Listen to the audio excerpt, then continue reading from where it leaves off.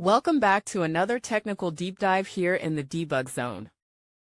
Today we're tackling a big question and breaking it down with insights from other users.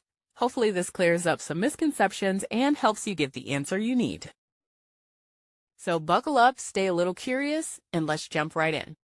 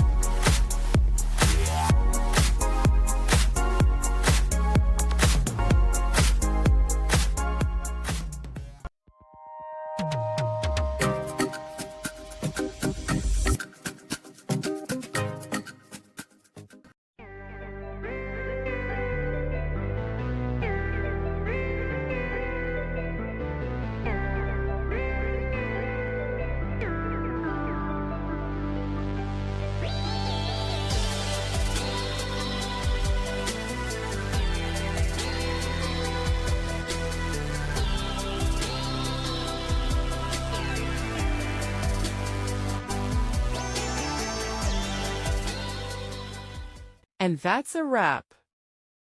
I hope you found the answer you were looking for. If you did, take a second to hit that subscribe button. It really helps out. And let me know in the comments which solution worked best for you. See you next time in the debug zone.